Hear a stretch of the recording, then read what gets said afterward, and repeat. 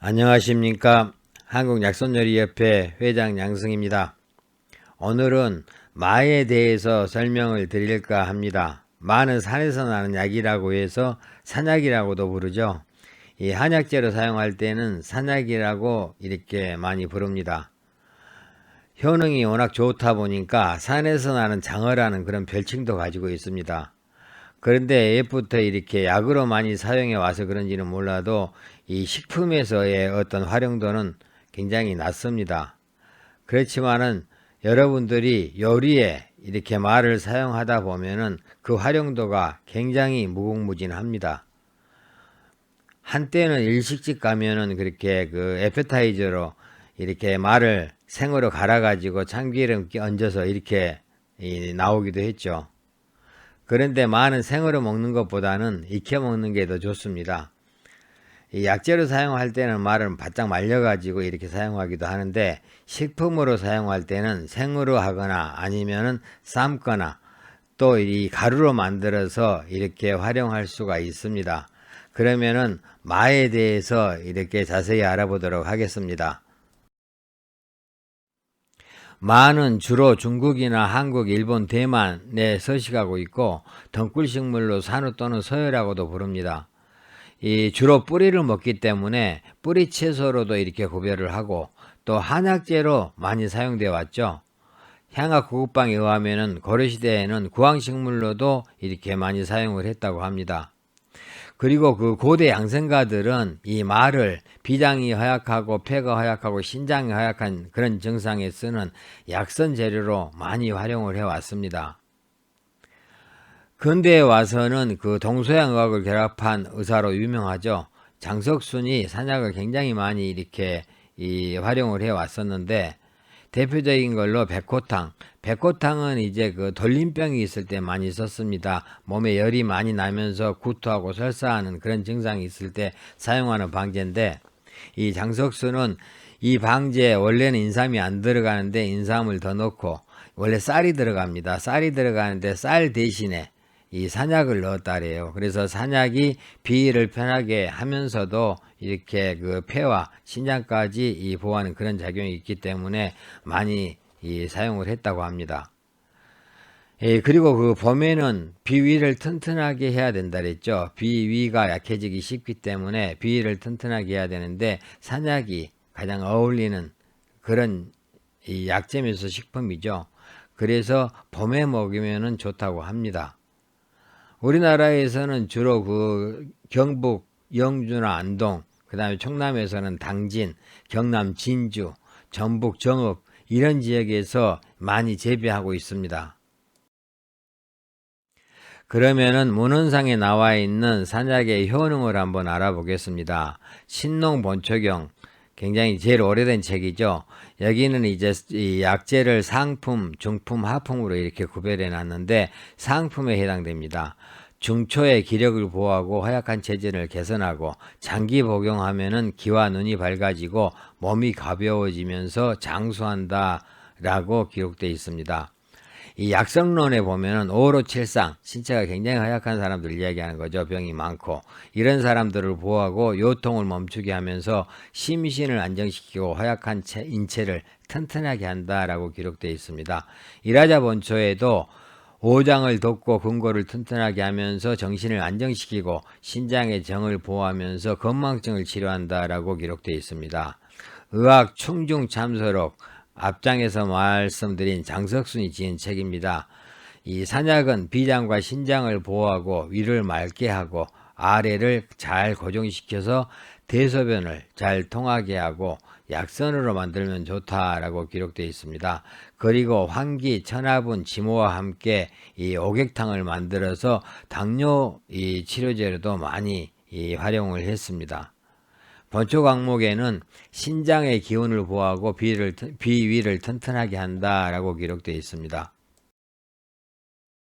마의 종류를 한번 보겠습니다. 우리가 시장에서 이렇게 흔하게 볼 수 있는 이 마는 이 세 가지로 이렇게 접힐 수가 있는데 모양에 따라서 장마, 단마, 둥근마로 이렇게 분류를 합니다. 이 장마는 이제 이 오이처럼 이렇게 길게 뻗어 있는 마를 이야기하는데 단맛이 좀 많고 수분이 많고 그러다 보니까 손질하기가 편하고 해서 식재료로 많이 활용을 하고 있습니다. 단마 같은 경우는 이제 좀 길쭉한 고구마 형태를 띠고 있는데 이 조금 육질이 좀 단단합니다. 이 맛은 고소한 맛이 좀 더 강하고 약재로 많이 활용하는 마입니다.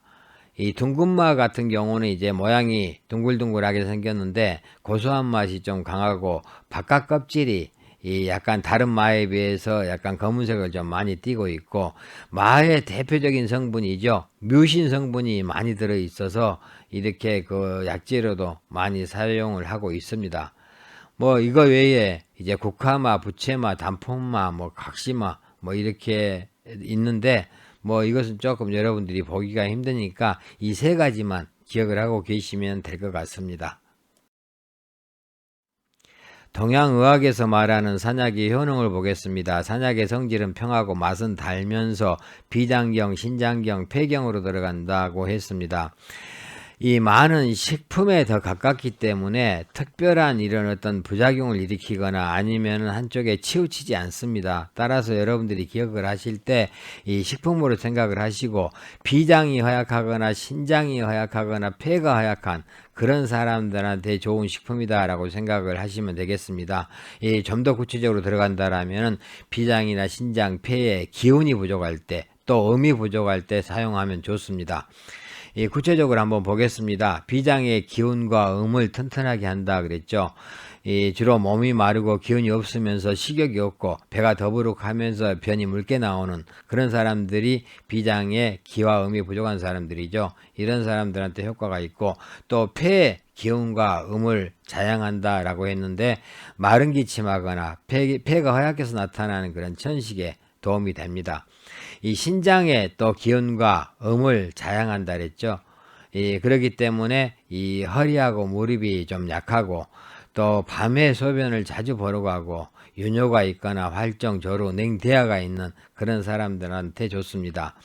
그 다음에 이제 또 그 폐비 신장의 기음이 부족해서 나타나는 당뇨 환자라 그랬는데 이 당뇨는 이제 현대적 어떤 명칭이고 옛날에는 소갈증이라 그랬죠. 그런데 지금 현대의학에서 말하는 당뇨하고 소갈증은 똑같지는 않습니다. 거의 비슷하긴 하지만 똑같다고는 생각을 하지 않습니다. 그래서 옛날 소갈증에 효과가 있다라고 여러분들이 생각을 하시면 좋을 것 같습니다. 현대 영양학적인 산약의 효능을 한번 보겠습니다. 이 뮤신이 대표적인 성분이라 그랬죠. 이 좀 미끈거리는 그런 점액질이 있어서 이 위에 점막을 보호해주고 또 속쓰림이나 위경련, 위궤양, 위염 등이 있는 사람들한테 좋다고 합니다. 또 디아스타제라는 그런 소화 효소도 많이 들어있어서 소화를 촉진시켜주는 그런 효능도 있고요. 아르기닌, 비타민, 사포닌 등이 있기 때문에 또 피로 회복에 좋고 자양 강장 작용도 있고 정력에도 좋다고 합니다. 당이 체내에 흡수되는 것을 막는 그런 역할을 해주기 때문에 다이어트 하는 사람들에게도 좋다고 하죠. 이 혈당 수치를 낮춰서 또 인슐린 분비를 촉진시키는 그런 효능이 있어서 당뇨 환자에게도 도움이 됩니다. 이 콜린이라는 성분은 또 콜레스테롤을 낮춰주고 혈액순환을 원활하게 하면서 이 루테인은 또 모세혈관을 튼튼하게 하고 이렇기 때문에 그 뇌심혈관 질환이 있는 분들에게도 좋습니다. 뮤신이나 아르기닌, 사포닌 뭐 이런 성분들은 또 면역력을 증강시켜주는 그런 효능이 있고 콜린 성분은 기억력 향상에도 도움이 된다라죠. 두루 이렇게 그 여러 가지 효능이 있기 때문에 여러분들이 좀 식품으로 많이 활용을 좀 하셨으면 좋겠습니다. 마의 여러 가지 효능들을 알아봤는데 마는 특별하게 주의해야 될 주의사항이 있습니다. 이 마의 대표적인 성분이 뮤신이라 그랬죠. 이 뮤신은 강한 알레르기를 일으키는 그런 성분이기도 합니다. 따라서 마를 이 손질할 때 장갑을 끼고 이렇게 그 손질을 하시는 게 좋고 또 생으로 드시면은 그렇게 알레르기 일어나는 그러신 분들은 절대 생으로 드시지 말고 익혀서 드시면 괜찮습니다. 꼭 익혀서 드시는 게 또 먹기도 편하고 좋습니다. 그 외에는 이제 뭐 습이 많아서 중추가 더부룩한 그런 증상이 있는 사람들, 이 또 사기가 침범해서 질병이 있는 사람들도 조금 주의해야 된다고 합니다. 그리고 식체, 즉 음식이 체하거나 몸에 어떤 적체 현상이 있는 그런 사람들도 주의 좀 해주시는 게 좋다고 합니다. 2장부터는 이제 여러분들이 말을 이용해서 만들 수 있는 여러 가지 요리 형태들을 한번 소개를 하겠습니다. 이 말을 많이 여러분들이 이용을 안 해 보셨기 때문에 어떻게 이렇게 드셔야 될지 잘 모르는 경우가 많은데, 이 장부터 이렇게 참고를 하셔가지고 여러분들이 집에서 한 번씩 이렇게 응용해 보시기 바라겠습니다. 이 장에서는 이제 말을 삶아가지고 감자처럼 으깨서 이렇게 만들 수 있는 그런 요리들입니다. 이렇게 안에다가 이 팥 앙코 같은 걸 넣어가지고 둥그렇게 이렇게 해서 먹을 수도 있고, 또 이 가루 자체 으깬 가루에다가 이 뭐 흑임자 가루나 이런 것들을 섞어가지고 이렇게 먹을 수도 있고, 또 죽 형태로 이렇게 만들 수도 있겠죠. 여기서는 이제 말을 껍질을 벗겨서 이제 이 얇게 썰어서 볶거나, 아니면은 마 자체를 살짝 찌거나 아니면 데쳐서 이렇게 활용할 수 있는 그런 요리들입니다. 다른 야채들하고 같이 활용을 해서 이렇게 볶거나 찔 수도 있고, 이 마 자체만 가지고 이 소스를 만들어서 끼얹어서 드실 수도 있습니다. 여기서는 말을 이용해서 국을 끓이거나 아니면 탕을 끓이거나 죽을 만드는 그런 요리들입니다. 뭐 갈비탕 같은 데다 넣을 수도 있고, 국을 끓일 때 조금 넣을 수도 있고, 또 죽을 여러 가지 형태로 이렇게 만들 수도 있습니다. 여기서는 말을 이용해서 고로케 형태를 만들어서 튀기거나 아니면 전병을 만들 수도 있겠죠. 또 감자튀김처럼 이렇게 튀길 수도 있고, 또 고구마 마탕 할 때처럼 이렇게 그 마탕을 만들 수도 있습니다.